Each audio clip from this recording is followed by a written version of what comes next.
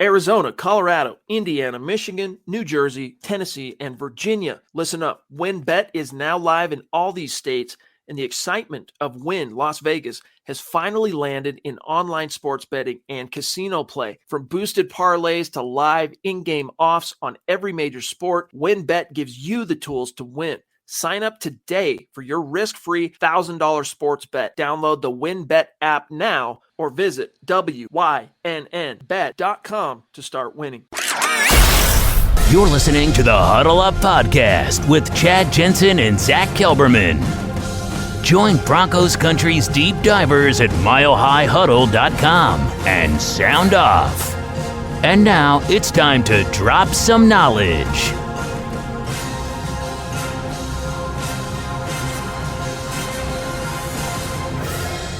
Welcome in, everybody. It is the Huddle Up Podcast, presented as always by Mile High Huddle and powered by Blue Wire Podcast. I'm your host, Chad Jensen. With me is Scott Kennedy, the producer-in-chief and co-host of the Broncos for Breakfast morning show podcast, Mondays, Tuesdays, Thursdays. Scott, back-to-back. Zach's getting over a little case of the sniffles. He's going to be okay. We've talked to him today. He's hanging in there. But, bro, how are you doing? I'm doing good. You know, we had our first show together, just me and you yesterday, and it was so nice. We decided to do it twice. So, but you know what? I am a little offended. You always introduce Zach as you know him, you love him. And you know I'm not nearly as lovable as Zach, so you don't want to assume. You don't want to make those kind of assumptions because I'm much more rough around the edges than the cuddly, bearded Zach, who is definitely lovable. I don't know. I think both of you can be pretty fierce at times. But no, I agree. We share. We're very similar in our passion. You get us going. Yep. We're very passionate. We're very similar that way. You trigger Scott or Zach and just get ready to sit back and be entertained. Grab some popcorn, get a soda pop, and it's going to be fun. But we got some fish to fry here, Scott. The Denver Broncos. Let me pull up this article that Zach wrote today. Of course, as I mentioned, he's doing okay. He was well enough to work today, so God bless him. Broncos have hired Temple co-DC Ola Adams to be the assistant secondary coach behind Christian Parker, a.k.a. CP, who is one of the small handful of Fangio holdovers that Nathaniel Hackett has kept around. So this is from Zach's article today. Quote, continuing to renovate their suddenly youthful staff, the Denver Broncos are set to hire, in quotes, Temple co-defensive coordinator Ola Adams as assistant secondary coach. And this is coming from ESPN's Pete Thamel. And a couple of quick things here, Scott, then I want to get your take on this. Adams joined Temple, the program, in January after spending 7 seasons at Villanova, the last 3 as defensive coordinator, secondary coach. Previously served as the school's cornerbacks coach / special teams coordinator and running backs coach. So he's been in the at the college level for the last handful of years. Scott, I don't know how much that matters to you, but your take on this cat coming in to basically assist Christian Parker to coach up this young defensive secondary. All right. Well, I don't know this one personally, but I've told you before, when you start looking at college coaches, I actually like the coaches below the top level because they actually have to coach. I don't care about the wide receivers coach at LSU. I don't. He's recruiting his way to the top. Those guys it's kind of the same thing as do I want the offensive coordinator from Tom Brady or Aaron Rodgers? Maybe, maybe not. But when you're looking at guys that can actually coach and develop, start looking at some of the smaller teams where they're not out-talenting every single person out there. You go to Villanova, you go to Temple, by God, if you're going to be successful, you better know how to coach because you're not out recruiting a lot of the teams that you're playing against. So I like the strategy, and I'll be very interested to see him. I'm not surprised that he's making a move because you've heard me say before, Chad, that anything doesn't necessarily work out, especially when you're talking about co-coordinators. Right. Someone's got to be in charge. So very interested in seeing him come up. But I like the resume. I like the results he's gotten at a place that you can't just do it with personnel. Listen up, Broncos country. TickPick should be your first choice to buy football tickets because they save fans money by never charging any service fees ever. TickPick is the exclusive ticketing partner for the Huddle Up Podcast and the Blue Wire Network. Denver Broncos football is finally back, and there's no need to exhaust yourself searching all over the internet to find Broncos tickets anymore, because TickPick, that's TickPick, is the original no-fee ticket site and the only one you'll ever need as your go-to for all NFL tickets. TickPick got rid of all those awful service fees that the other ticket sites charge, which lets them guarantee the best prices on all of their NFL tickets. Don't believe it? If you can find better prices for the same seats on another ticket site, TickPick will give you 110% of the difference in the purchase price. That's right, guys. When we were searching for tickets for the MHH meet and greet for Week 3 at home, Broncos versus Jets, TickPick had us locked down. So visit tickpick.com/huddle today and use the promo code HUDDLE to save $10 on your first order of Broncos tickets. Well said, my friend. The Broncos also let a couple of longtime assistant coaches depart. I mean, the Minnesota Vikings, what an incestuous relationship this has become between Denver and Minnesota. I mean, the George Payton stuff notwithstanding, or I guess perhaps that being the source of how this whole thing is beginning to, gel together. But the Denver Broncos, we had heard reports over the weekend, they're not bringing back Ed Donatel, the defensive coordinator under Vic Fangio. Basically in name only. He was more of the senior secondary coach. He did do a lot for Vic. I don't want to minimize him, but he wasn't the play caller. Last time Ed Donatel called plays in the league was in 2008 in Washington as a defensive coordinator. Well, Kevin O'Connell, one of 3 finalists for the Broncos head coach job, hired by the Vikings to be the head coach, liked Ed Donatel, hired him as defensive coordinator, but it doesn't end there. So 31 years of coaching experience, Scott, out the door to Minnesota by way of Ed Donatel. And then Chris Cooper, former Denver Broncos 5th-round pick, Pro Bowl caliber right guard. He was on the Super Bowl 48 team and starting lineup. He's been the assistant O-line coach to Mike Munchak. This dude was literally drafted, Scott, by Mike Shanahan to play right guard in a zone blocking scheme, wide zone, that whole thing. He's coached it. He's seen it. He's played it. Didn't jive with Nathaniel Hackett. For whatever reason, he went out for that Butch Berry from San Francisco, and Chris Cooper's gone. But here's the good news. This is what's good for Chris. Upward mobility, baby. He went from being an assistant position coach to now he is the Vikings official O-line coach. But how much of that talent or coaching wherewithal, I should say, coaching experience going out the door, how much does that concern you for what is now a very young coached and very young personnel Broncos squad? Yeah, we've talked about this. I think Carl and I both hit on it on Tuesday on Broncos for Breakfast. Then he brought it up on Building the Broncos later that night. Just that, it's nice to go. We needed to go younger on this staff. We needed to go younger. We needed to go some fresh ideas.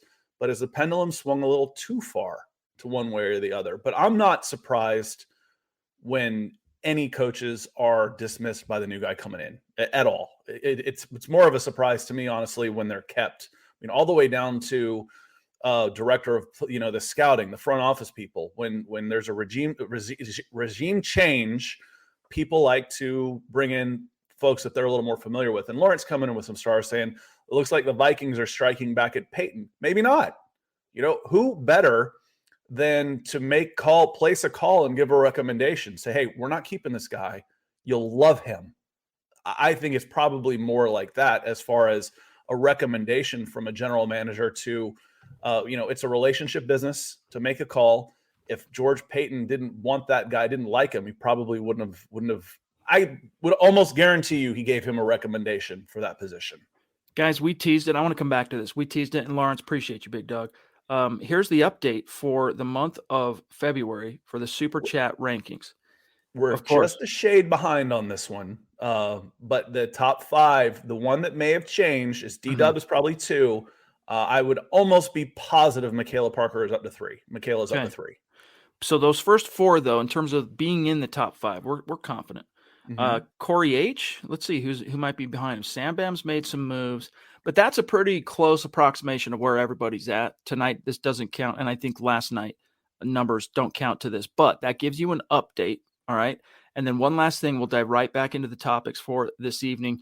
We want to let everybody know where things stand on the Facebook goal of trying to reach 250,000 stars in the month of February. When we reach that goal, we are going to raffle off a Broncos jersey of the winner's choosing. And here's where that stands 10 days or so, 9 full days. We're in the 10th day. We're at 33% complete. All right. So we got a little bit of ground to make up. The only people in the running for that raffle for the jersey are those who contribute to the goal. Here's who would have the most tickets in the hat, as it were, if it ended today. That would be Mike Ronquillo at the top, legend. Mark Schrader, who's been throwing down on the morning shows. Jacob Foster, Rodney Garcia, legendary, consistent, both guys. Joshua Mize, Miguel, Travis Tarbucks, Lawrence Rivera, Andrew Baker, and Pete Middleton round out the top 10. And then all these names are also going to have plenty of tickets in the hat. So much love and respect. Appreciate you guys. We just wanted to give you an update on that. Bryce, great to see you, my friend, in the chat. Thank you for the super. Thank you for the conversations also, by the way, on Twitter, @me, @Zach, keeping us apprised. Hey, did you guys catch this Bronco development? What's your take? Always appreciated. He says, Antonio Brown wants to buy the Broncos. Thoughts? What do you suppose his net worth is, Scott? What do you get paid this year? What was his contract this year? Divide that in half. It's probably about that. So if he was on 15 million, he's probably got a net worth of about 7. My guess is he doesn't have a whole lot of appreciable assets in his name moving around. You don't invest in real estate and that type of thing. Hopefully he's socked some of the signing bonuses away and put them away because he's earned enough to live on for the rest of his life. But well, here's what the the kind of paparazzi celebrity net worth sites out there. And Chad, all they do when they do those usually is add up earnings. They don't ever talk about investments. Well, but one thing, you're right. But one thing it mentions here is that he's earned $77 million in the league, but that his net worth is $20 million according to CelebrityNetWorth.com. So, guys, not very wise with this coin, dude. Well, think about that though. Depending on where you're playing, you're going to have a marginal tax rate of 60%. Yeah. So true. he might not take much more home than 30 of that money, depending on where he's playing. That's why, dude, if I was a player bringing in millions of dollars, hey, you get drafted where you get drafted. But as soon as I become a free agent, I'm willing to take a modest discount if I can go play in Miami or Jacksonville. Shoot, Vegas wouldn't be a bad spot now. Vegas too. Yep, Vegas too. Vegas wouldn't be a bad spot. Looking out for number one, right? You got to dispense with the team you grew up rooting for stuff. Taxes, man, brutal. But Chad, I want to hit on this real quick so we can get it over with. Albert, appreciate you asking. What happened to my eye? You notice I'm wearing. I've been wearing a hat the last few days. You've never seen me a hat before or glasses. Somehow I picked up an eye infection. They call it periorbital cellulitis, I think is what it is. I just started antibiotics yesterday, but basically it looks like I got socked in the eye. And it feels like that too, except if I had done that, I would know when it was starting to feel better. This has been going on almost a week. Yeah. And it is tomorrow's a week, right? It hasn't been great, but I feel okay. Tylenol wipes it out. So, but yeah, it looks a little funky. So I'm going with a little bit of shadow and a little bit of glasses and trying to keep the topic so that you're not just going, looking at this crazy, lazy-eyed dude up here. I appreciate you asking. The truth is, it looks like I got socked. When he was at the Senior Bowl, someone said, "Hey, MHH sucks," and he went, "Kaboom, bam, boom, boom." And well, Nick said that all it took was watching 2 days of these quarterbacks to get eye infection. That's good. I like that. He goes, "We're gonna have to lean into this one." I'm like, 2 days, and you're already gouging your eyes out. That's how bad the quarterback class is. But appreciate you asking for sure. On that same beat with Albert, he says, "I'm really excited with the new coaching staff and the new scheme. I think we are a playoff contender again, even with Drew as a quarterback." Now, one of our great supporters, paying subscriber on Facebook, close friend of mine in the show and the site and everything, Albert, I love you. Do you agree with that sentiment? We kind of mined the Drew Lock upside potential topic yesterday, but we're here. People are talking about it. People are wondering. Mm-hmm. Do you see that as a possibility? Very pragmatic is Scott as an analyst, and you need that as a balance. I think we're playoff contenders again, even with Drew as a quarterback, Scott. Agree or disagree? Yes, I agree. You weren't that far off this year. It ended up going south 7-10. Alana, thank you for the stars. We appreciate that. Speaking of new folks coming in and new friends, at least, to me, to that I recognize as far as new, to Mile High Huddle and friends of the show. The support that you've shown over the last month has been just spectacular. So thank you so much. But yeah, you weren't that far off. Excuse me. Now, what we saw last year out of Drew was he came in and looked unprepared. Comes in whenever he showed up as a spot, not even a spot starter, but coming in relief when Teddy was getting hurt. He looked very poor, looked bad. And then when he came in for the last 3 starts, it looked like your only job is to not screw this up. Right. And he just played hesitant, So letting him play free, can he do enough good things? Can he Jameis Winston this team where let the kid throw for 38 touchdowns and 20 interceptions? Maybe that is a possibility. But yeah, this team is good enough around it that if he plays serviceably, it's a playoff team. I agree with that, especially you got a ton of money in free agency because if you don't get your quarterback, you got a ton of money to put around him. You got a ton of money. Go get your right tackle. Go get 2 new edge rushers. Go get a fire-breathing safety. Go get another interior lineman. You've got the money to do that. I got what, 40 million? You drop me, if I got 40 million, give me 5 or 6 $8 million players and put them on this roster. Yeah, we'll be all right. Yeah, I mean, the Broncos are estimated to have, according to Over the Cap, let's see, cap space is 38. So yeah, you're right. Just around 40 million.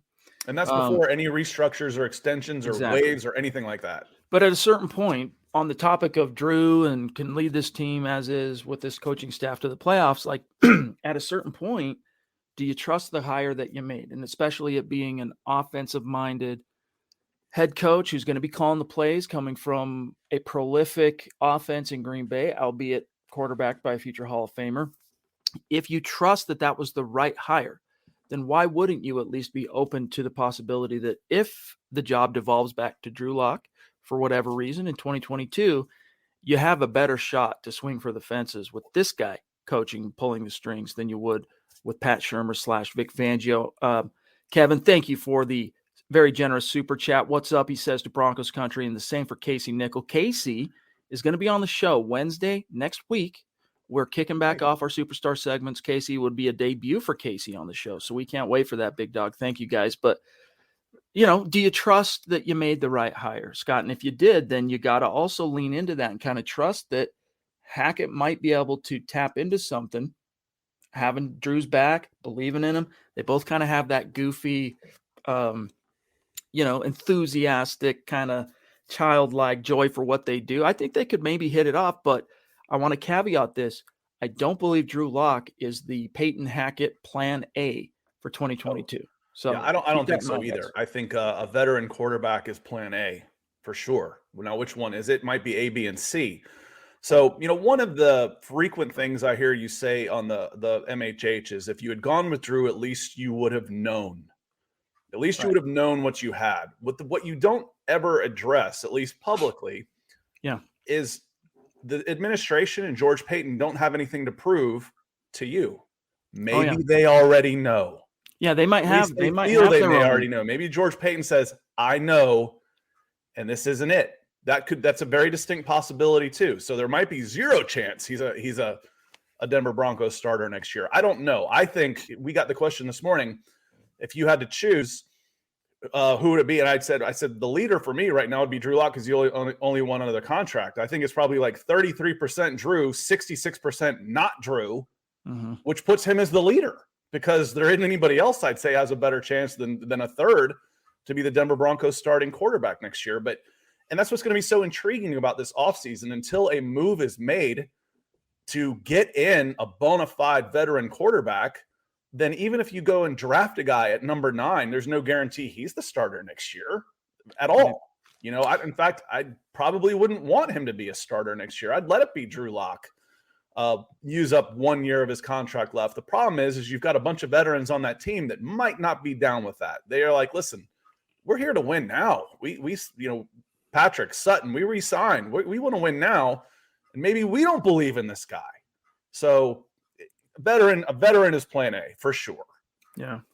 I mean, the one thing is, look, you're right. George Payton could have, rolled in here said the nice coach GM speak things about Drew Lock when he took the job. And he did say some good things about Drew. Didn't make any kind of commitments to Drew, but said a lot of nice things. He's got all the tools you look for, Maybe through the course of OTAs and training camp, and by the time he gets vanquished by Teddy, maybe George Payton, it's possible, was like, you know what, I've seen what I need to see. Mm-hmm. Drew, look, we'll keep him on the roster because we got him for one more year. He's got starting experience, but he's cheap. Here's the thing that I think pokes a hole. By the way, thank you, Josh. It's good to see you, big dog. Appreciate it. Big stars from Josh.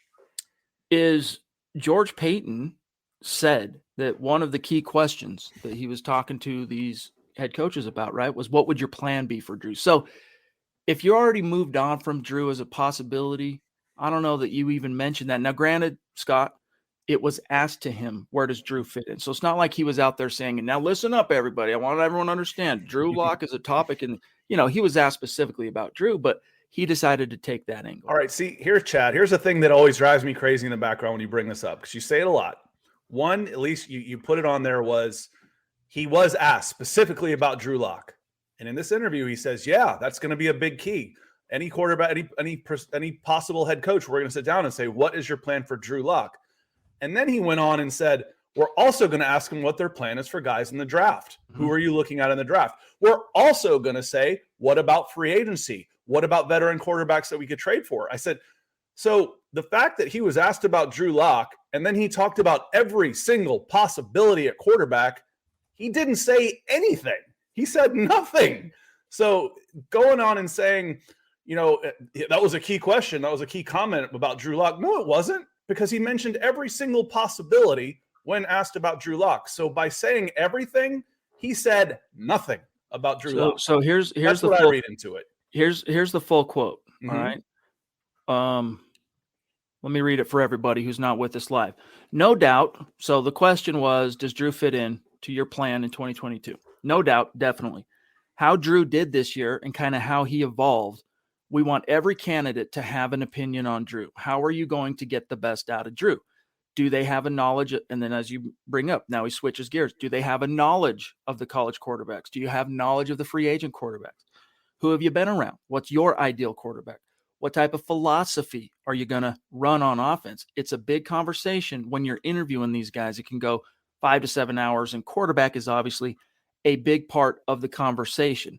Now, the one thing that I think makes this a little bit more when he asserts Drew as a part of these interviews, all right, one of many questions, obviously, that are key when you're interviewing a candidate. It's not like this was the only specifically about Drew Lock. This isn't the only thing you're talking about, but this right here, Scott. Is he a part of 2022? Now, Payton could say that with a perfectly straight face because he goes, yeah, he's under contract. No doubt. Definitely he's part of 2022.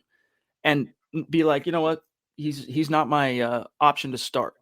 But the tonality, sometimes it's also not every word they say. It's not what you say. Sometimes too, Scott, it's how you say things. And just the way he led with that. If you guys go back, I think it might be linked here. I think we linked it in the article to it's right here. There's a link to the actual episode. You can go back and check it out. I don't think George Payton has given up on Drew Lock as a possibility. Now, again, guys, I'm not sitting here saying he's plan A, right? Not as a possibility. I don't read into that quote nearly as much as you have. I read into it as that's the general manager talking, and he hit on basically every possibility at quarterback. Travis Weber in the house. What's going on, big dog? You've got, by the way, I put in an order for your t-shirt.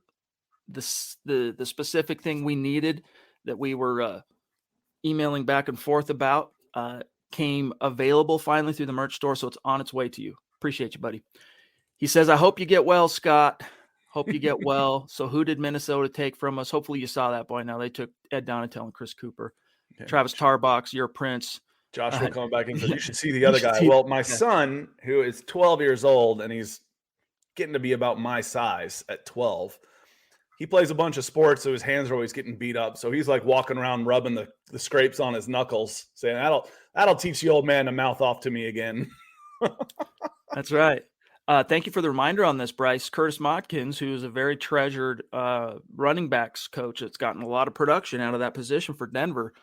He also took a job in Minnesota. And that's something that, another guy that Nathaniel Hackett could have, kept around if he wanted to, but he didn't. Kind of curious. I mean, Curtis Motkins, Scott, for what it's worth, he's a guy who's been a coordinator in the league. He was considered for I'm trying to remember the school now, but he was interviewed for one of the head coaching gigs in D1 football. I wonder what it was about Curtis Motkins that maybe Curtis didn't really want to stay. I don't know, but that's always a possibility too. We've said that about Drew. Drew's under contract for 1 year. People automatically assume that it's a long-term option if he's successful. Well, he could be okay, and then you got to make a decision because he's not under contract. It takes two to tango on this. I made that joke behind the scenes when we were talking about Derek Carr.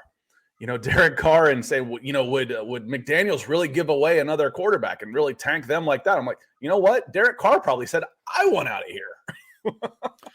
Yeah, indeed. Leroy, appreciate the love, my friend. And he's digging the breakfast show on a day off today, saying our team is already better and the season hasn't even started yet. Can't wait till it does get started.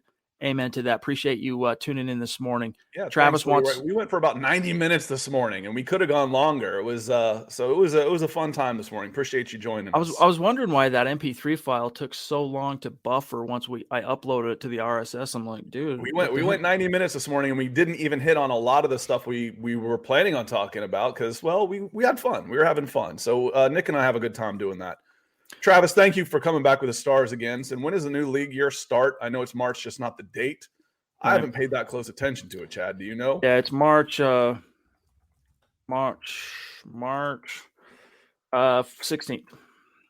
2 p.m. Mountain. So that's when free agency begins in earnest. Guys, there's the legal tampering period that'll predate that by, is it 24 or 48? Either one. Day or two before you could start negotiating and contacting these guys. Terry up in Canada, been with us a long, long time. About to get hitched. We saw pictures of that ring, that rock that you got for the missus to be. Congrats to you, my friend. Hope everything continues to go excellent with that. He says he still has faith in Drew Lock. # state of being. And you are one of the great members of our community, Terry, that exemplifies that hashtag. Yeah, and absolutely. He seems, for all reasons, someone that's pretty easy to root for. I'd love to. The easiest thing in the world would be if he's successful. If Drew Lock ends up being the guy, and if he turns into the man. Oh, I know what point I wanted to bring up yesterday is the third point is I kind of forgot about this as I was going on about Drew is there's a lot of discussion about, okay, this is a very similar curve for guys in their third year, right? So the third year, and it takes guys 3 years. Look at this quarterback. Look at Josh Palmer. Look at John Elway. Look at Peyton Manning. What we don't say in that situation is most of the guys don't make it to their third year. They wash out before that. Most of them do. Right. So does he become the guy who just wasn't good enough and didn't make it? Or does he become the guy who has the ability to move past that and say, yeah, he needed some time. Now look at him. That'd be great because he's, cost controlled. You could surround him with a bunch of players, one of your own. That would be the best scenario for the Denver Broncos is for Drew Lock, who's already under contract, to become the guy. But it's a big leap right now. Yeah, it's a big if. But you know what? I think for that to really happen for Drew and for the Broncos, it will take the right coaching system, that right support staff on the coaching side of things. We go back to the comment Nathaniel Hackett meant, generally speaking, about, hey, the quarterbacks that I've worked with, they know that I'm going to have their back and they know that I'm going to put them in the best position possible to succeed. And you look at that through a Drew Lock lens. Drew hasn't really had coaches that have, at least from a public, it's not just what they say. Look at what they do. His back since arguably Rich Scangarello. So if they end up making some coach QB love and they freaking really hit it off and whatever, that doesn't work out getting A-Rod, doesn't work out getting this guy, they decided they don't like this class and let's go in our honeymoon year, let's go ahead and run this thing out with Drew on his rookie deal. That's the only shot I think that you have of Drew Lock really turning the corner is Nathaniel Hackett just being that perfect coach that arrived at the perfect time and all the stars, everything else lining up. Because otherwise, as much as I like Drew Lock, he's had his opportunities. People act like he hasn't had a shot, and even though there's been arguably some unfair stuff that's happened for him, and a lot of which no one could control, like the pandemic and all that stuff. He had his window of time, Scott, to prove he could be the guy. And a lot of quarterbacks, in fact, most quarterbacks who come into the league, they don't get that opportunity to just say, hey, you're the man, go do this. What I've said is, I mean, you really couldn't have handpicked anybody better for him to come and play under, except maybe if he goes to New Orleans and he plays, plug him into Sean Payton. Well, that's not any possible anymore. What I've said is with Nathaniel Hackett coming in with this energy and the ability that, an offensive guy and the fun, he's almost a little goofy, he's fun. He's not going to, you don't feel like the guys are going to be out there playing scared. They're going to play free, which is what you want. That's what you want out of your coach, to get the guys who want to play for you. I think man management, the most important job you have. That if Drew Lock doesn't take that level, that next step, this conversation about Drew Lock is done. Done. Yep. So we'll see. We'll see for sure. It'll come out in the wash. Dylan, the great MHH moderator, I want your take on this, Scott, because you had an up-close look at Malik Willis, who, the Liberty quarterback, the questions about him kind of revolve around either level of competition, right, at Liberty, and how raw is he? Is he polished enough yet to really be worth a first-round pick? But Dylan says, if we take any of the quarterbacks this year, I want it to be Willis. What is your evaluation, Cliff Notes version on Malik Willis? My concern on Willis right now is to get Willis, because of the tools that he has, it's going to cost you the 9 pick, or it's going to cost you your 9 at best. He might even go somewhere before that. So I don't want Willis at 9. I don't. I really don't. I'm almost on board right now with Desmond Ridder if you can get him after 50. I'd prefer one of those guys 50 to 75 than right now Malik Willis at 9. What I came away with at Senior Bowl was I don't want any of these guys in the top 10. That was my big impression. Now, if I had my pick and it, cost notwithstanding, Willis would be my first choice at quarterback. Maybe Matt Corral. I need to see more of him. It's unfortunate that the guy who maybe improved his stock the most did so by sitting out. That's a poor indictment of this class. So I like Willis. Don't get me wrong, but he's going to need a year at least. You can put some packages in for him because of his mobility and all of those type of things. You can put some packages in for him where he should be able to get his feet wet, but you don't want him as your starting quarterback. For all the talk about him down there, he threw for 11 yards. He's like 2 of 5 for 11 yards. Now watch this. There's a 20-knot wind in his face. Him and Howell get rid of the ball about the same time. Yeah, zip. With a 20-mile-an-hour wind in his face. That was the first day, and I'm watching this. I said, Malik Willis is the only one there that's got the arm to throw the ball through this wind. His highlight plays were the best throws there. His low light plays were the worst throw there. So he's inconsistent. He's going to need some time. Toolsy for sure. Love his mobility. But at 9, he scares the crap out of me. Yeah. He's definitely an intriguing guy. I mean, there's a lot to like about him. Broncos, once again, with a top 10 pick. I don't think you can ever be sure when you're drafting a player in the first round, with very few exceptions, especially at quarterback. How sure can you be? How warm and fuzzy can you get? You'd have to be, Scott, pretty dang confident at least in your warm and fuzzies to take him. People are talking about, this is a bad draft. This is a bad draft. No, it's not.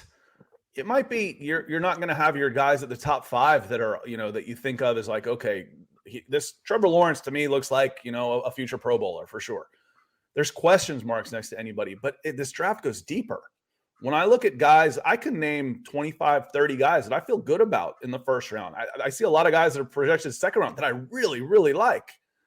So if you get Malik Willis at 9, it means you passed on a guy that can come in and help you right away at right tackle. Mm-hmm. It passed on a guy that you can come in and help you at corner. You passed on a guy that can come in right away and help you at edge. I don't know that I want that for this team right now, Chad. Mm-hmm. See, I mean, plays like that where it breaks down and you got to go off schedule. He's really interesting because he's just that twitched up, explosive athlete. You love that, Chad, but that's his second read. Right. He drops back, first read's covered, his second read is tuck and run. And that doesn't play in the NFL. And that takes, and he's relatively new to the position. He didn't grow up playing quarterback from 7 years old, and he's been throwing in camp. So there is dynamic upside here. But how patient are you going to be with your first round pick in a window when you think we've got a roster that's ready right now? Make sure, guys, that you are subscribed to Scott's YouTube channel, because all these clips that he picked up from the Senior Bowl are there. Andrew Baker has been a patient boy. Appreciate you, my friend. He says, all right, priests and the high priest. Oh, you're a sweet prince. Last Thursday, game prediction. I guess it would be the last Thursday game prediction of the season. Who you got in the Super Bowl? I'll tell you, I want the Bengals, and I know there's the Vaughn element. So some people are going, dadgummit, no, we want Vaughn. But I just love the underdog story and seeing what they did, what they overcame just to get to the playoffs, and then running the gauntlet, dude, from the wild card, beating Mahomes in his own house. I'm hoping for a Joe Burrow victory. Now, will it happen? I actually think it's going to happen. I think these freaking Bengals, there's something magical about this team. I think they're going to win in LA's home stadium in the Super Bowl. Do I have a score? No, but there's just something tells me there's some magic about this team, Scott. I don't know. What do you think? I saw the Rams struggle with the 49ers, and the 49ers and Bengals are very, very similar with what they do on defense, and Cincinnati's better on offense. I told Falling Sloth I would not. He's a Cincinnati guy. I would not, since I've picked against the Bengals in every game except maybe Tennessee. That one goes back far enough. I liked their chance against Tennessee. I wasn't sold on Tennessee. Yeah. That I wouldn't keep picking, but I'm a Matthew Stafford fan. I think he's been criminally underrated. Agreed. And since I've been saying that for a decade, I want him to win one. I do. Like I said, that would be cool. Me. Yeah, dude, this is one of those Super Bowls where I'm not going to cry either way. Like, It's not like you got Tom Brady bringing home number 8 and you're enough at Tom Brady. Either way, there's some really great triumphant storylines, no matter which way this thing shakes out. Salvi Nation in the house. Thank you, big dog. We are judging D lineman or Drew Lock. Pardon. I see DL and I think D line. We're judging Drew for his past seasons when the OCs have been responsible for their horrible seasons, the Broncos' horrible season. Locke has never had a true OC to help him develop as a good quarterback. He had one as a rookie, and I really was intrigued to see where that could have gone with Skangs, but Vic didn't want to suffer through the growing pains of a young quarterback and a young OC, young relative to his experience in the league. And so he pulled the plug because, the Scangarello hire, Scott, you weren't covering the team in any way, shape, or form back then. He was kind of foisted on Fangio. That was an Elway thing. Elway went to the Niners and said, please let us take him. They were first rebuffed. The Niners wouldn't even let him talk to Skangs. And then back channels with John Lynch, 2 Stanford boys and all this stuff. They eventually got to interview him and offered him the gig. And Fangio kind of just went along with it because, hey, okay, you're my boss. First chance he got, cut him out, and that was that for Pat Shurmur. Now, if Pat Shurmur, Scott, doesn't get let go by the Giants, that timing-wise, probably Vic sticks with Rich Scangarello, but that temptation was there. Yeah, the problem here that I have with this assumption is that having a good offensive coordinator automatically makes Drew Lock a better quarterback. It makes him better, but it doesn't necessarily make him, what we've seen. Yeah, he's had these limitations. He's had these problems. He's had the COVID. He's had new offensive coordinators. He's had all that stuff. I get it, but we haven't seen him do it. And until we see him do it, I can't assume that he's going to. So again, having Nathaniel Hackett is the best thing that could happen for Drew Lock. It is. If he makes that progress, we'll know he was being hampered for sure. If he doesn't, the conversation about Drew Lock is done. It's true. True. Done. That's true. We'll find out. All will be known in due time. Lawrence Rivera says, I really hope Peyton pulls this off. It's literally his team now. I just find myself constantly shaking my head on these decisions. Hopefully I'm wrong and can eat crow because he's lining up something big. But if he can't make it exciting again, it's going to be another hard season for everyone. Look, I think the Nathaniel Hackett hire is going to raise all ships, but it can only go so far if you don't solve the quarterback situation. And like we've been talking about, it's a long shot, but solving it could be Hackett finds a way to connect with Drew, help him with his processing issues, and elevates him. And it's a moot point. They have their quarterback for a long time. or they go out and find somebody, but they got to get a quarterback. They have to improve the most important position on the field, which has, outside of the, coaching carousel post Gary Kubiak stepping down, has been the biggest single hindrance to this team being stuck in the mud post Super Bowl 50. No quarterback. And Lawrence, always a big supporter of the show, coming with big stars on that question. Appreciate that. Yeah, we talked a little bit about this last year, and you moved up to, is this a playoff team if you get average quarterback play? Now, if you look at the ratings and everything, Teddy Bridgewater was about average. I don't think everybody realizes just how bad some of the quarterbacks are in this league. That, Teddy Bridgewater was okay. Excuse me.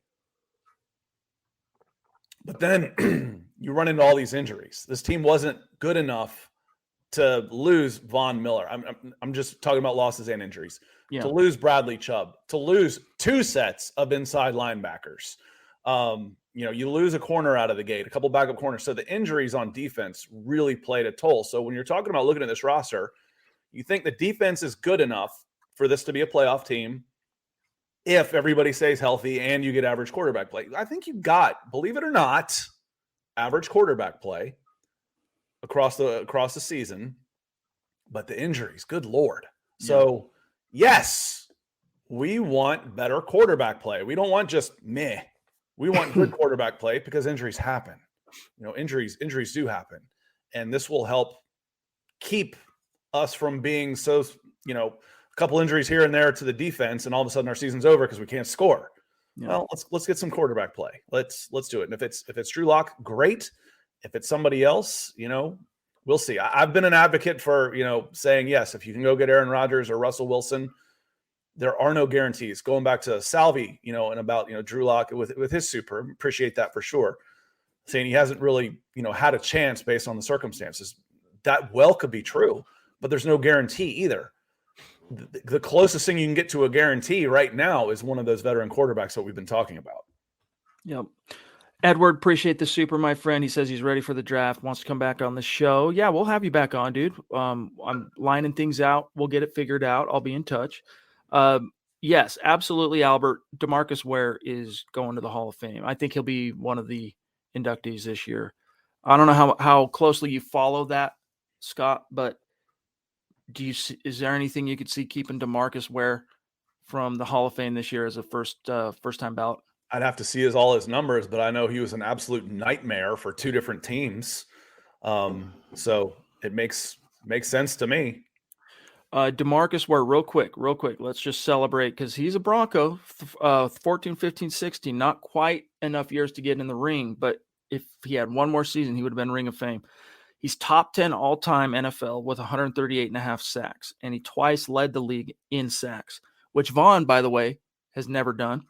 Has had double-digit sacks 8 different seasons, and then, of course, he got to hoist the Lombardi as a Bronco. So I don't think there's anything keeping him out. I think it's going to be him, Holt, Richard Seymour. Those are the 3 I think for sure getting in this time around. But Gabriel Martinez, appreciate you, buddy. What's up, fellas? Things are getting exciting. It's a breath of fresh air. Man, it's almost felt like the one constant that you've got for Broncos fans post Super Bowl 50 is just change. Every year it's something. But this time it just feels good. It feels different. Maybe it's because they're going from you got Peyton as the GM, Scott, and you're going from 2 defensive guys, neither of whom were any good with the media, to a funny, dynamic, offensive-minded guy with some Aaron Rodgers bona fides. Well, it's almost like what's worse than being bad is being bad and boring. Mm-hmm. And it just got to be where it wasn't fun. I've used this analogy a lot of times, talking about it shouldn't be. Everything always seems so hard. And thanks for the super, Gabriel. That feels like a new name to me. So it does. Yeah, welcome to the show. Everything was so hard. You'd go and you'd have to get points. You'd have to have these 15 play drives and sustain it. Well, you're not good enough on offense to do that. There was no big plays. Maybe we can keep the guys down, but I've kind of said they played not to win, not to lose on offense.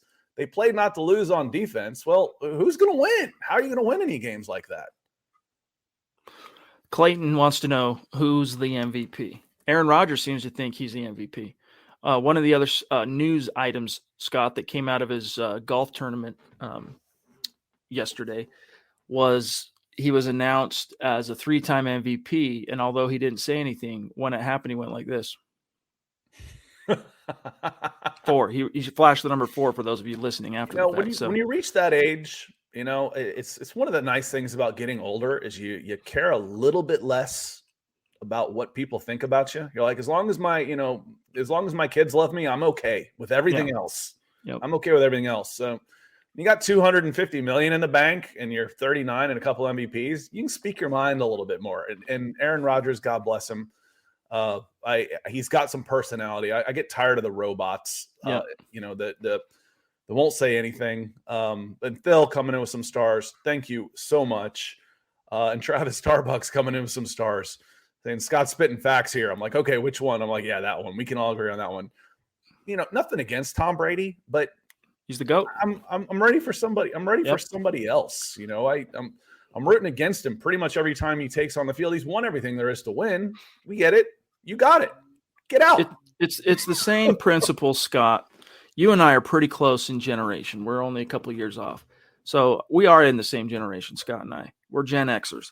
And I don't know how you felt about this, but like in the 90s with Jordan, I was ready for him to retire. Before he retired, I'm like, all right, dude, you own the NBA. It's clear you're the greatest of all time. Go away. But in retrospect, when I look back, like when the pandemic hit, we got to watch The Last Dance on ESPN Plus or whatever. It was so fun to go back and watch that and just appreciate that greatness in retrospect, right? To go back and look at just that rare feats and achievements that he was able to accomplish. And even Tom Brady, who I just find to be ridiculous in terms of just get off my lawn, dude. 22 years in the league. Come on, bro. 7 rings. Is it 7? Shoot. I've lost count. Okay. I've lost count. But even already when he did officially announce retirement, all right, I'm going to out myself a little bit here. I went and watched a couple of quick little 5-minute YouTubes on some of his career highlights and just kind of appreciating how great he was, which he was, man.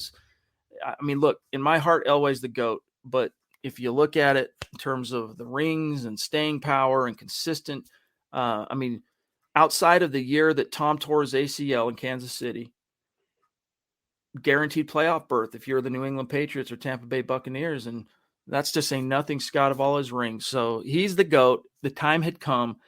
Thank the football gods. He's finally deciding to hang it up so the torch can be passed to this next generation. Yeah, I felt like I was a little different with Jordan because it seemed to me like they were, except for the one year where they were like, all right, I've got something to prove, and they won 72 games. It almost felt like they were underdogs a lot. It really did.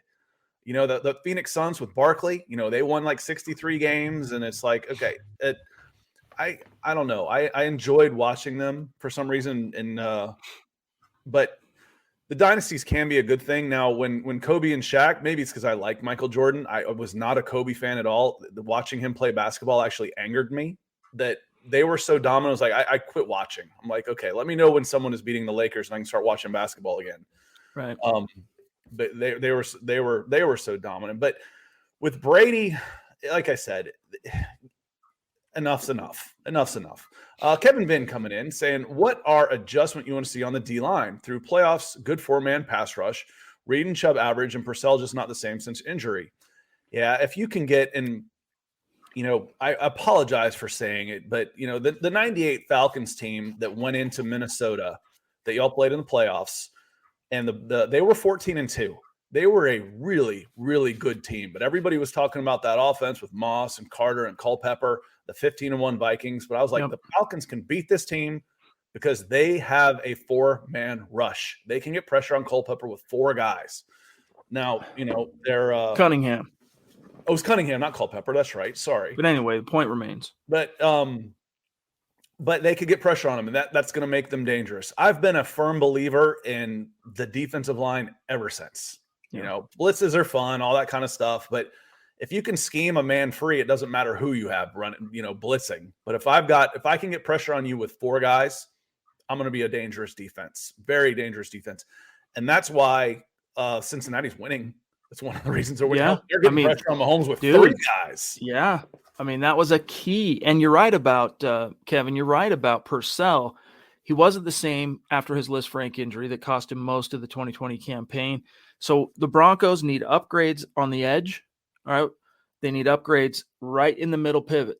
They need a true nose tackle that's not going to always be trying to get upfield, a guy that's savvy enough to kind of see which way the wind's blowing and clog those lanes, baby. Like Purcell, God bless him, but he's so aggressive and he's always trying to shoot the gap. And oftentimes that would leave the backside or the linebackers freaking hung out to dry. And so, you need upgrades. As I couldn't have said it better than what Scott did, but you also need to get that pivot. You need to get that nose tackle back in the saddle. 727 mil.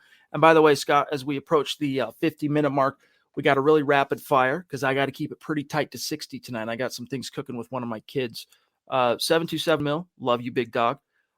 I don't want to keep Josie Jewell. I'd rather have Alexander Johnson, which I understand. Like if you're just looking at explosive playmaking ability, especially in the run game, I understand why AJ pops out, but what I value in Josie's, I don't think their production, Scott, in that department is really all that big of a gap. And AJ or Josie just brings so much more on the intangible side of things, both as a leader and just as, as kind of a defensive captain, that I think he's just a little bit more valuable. And George, thank you for the stars as well. And 727, getting back to yours. I get it. I actually thought Jewell was playing better than Alexander Johnson before he got hurt.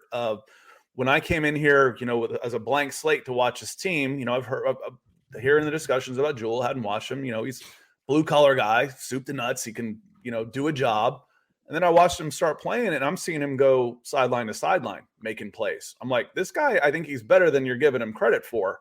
He's moving really well laterally. He's protecting the edge on sweeps, screens, et cetera, that I think that was a big miss for sure.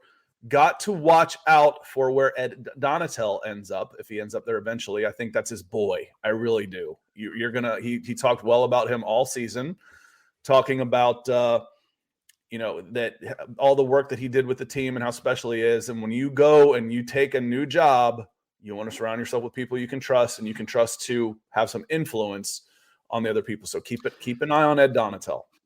Ed Donatel getting hired by the Vikings. It sounds like a deal's in place there. And you know what's ironic about that, Scott?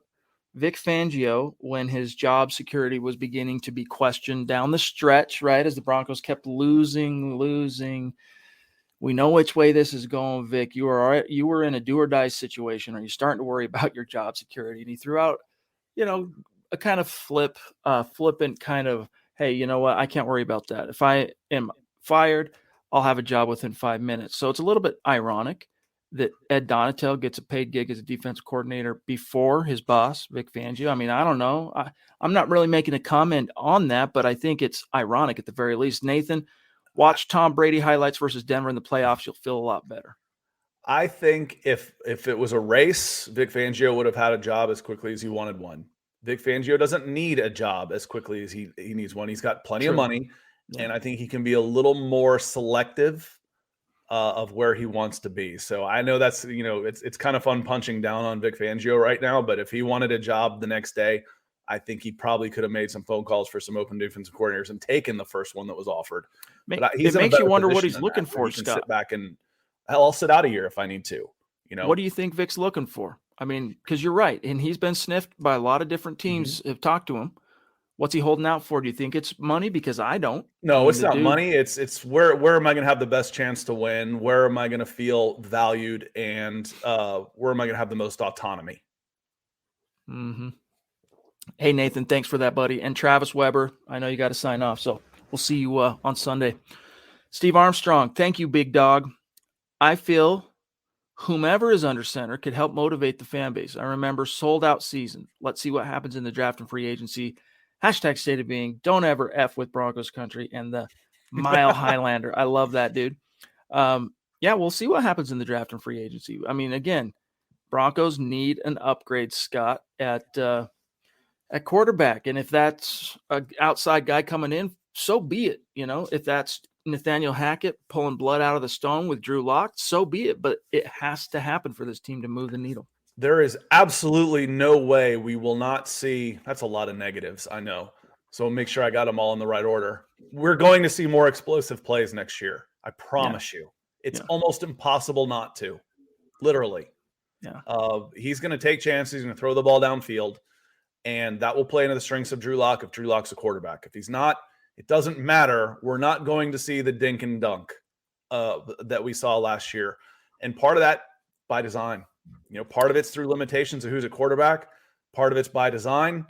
That's done. That's done. I don't want don't lose me this game offense anymore. Right. Yeah. When you're not taking the ball away. If I've got the Baltimore Ravens Super Bowl team, if I've got Derek Brooks and John, that was John Lynch, wasn't it? That was for the Buccaneers. Yeah, I've got the Buccaneers of Warren Sapp. Simeon Rice. Defense, okay. But if I've got a good bend but don't break defense that can hold you down and smother you, I still need some points. Again, I've said it before today. Your offense played not to lose. Your defense played not to lose. Well, where are your winners? Where are your winners out there? It's a losing philosophy, and it always blows up in that team's face that employs it. But guys, we're going to dip on out of here. So thank you so much for spending about an hour with us, including you, Michael. We love you. We appreciate you. Make sure you're following the podcast on Twitter at Huddle Up Pod, and also head on over to Facebook, facebook.com/Mile High Huddle Pod, and give that page a follow. Big plans for that. Also, guys, check out the merch store. You can get Huddle Up Podcast gear, MHH gear, Broncos for Breakfast gear, a little something for everybody. Go check that out. HuddleUpPod.com. And then also, guys, go leave your 5-star review on Apple Podcasts under the Huddle Up Podcast. And enter in for a chance to win a little thank you gift, a little swag from MHH at the end of the month. It helps out a lot. Take some time, even if you mostly or only listen to the show or watch the show on YouTube or Facebook or Twitch. Take a second. I mean, I see the analytics on Google. All right. I publish a very big website. I see that most people are using Apple. Go take a second, open up Apple Podcasts on your phone. Go give us a 5-star review. We appreciate that. Yeah, not just on Apple Mobile too. Yep. You're on your phone already.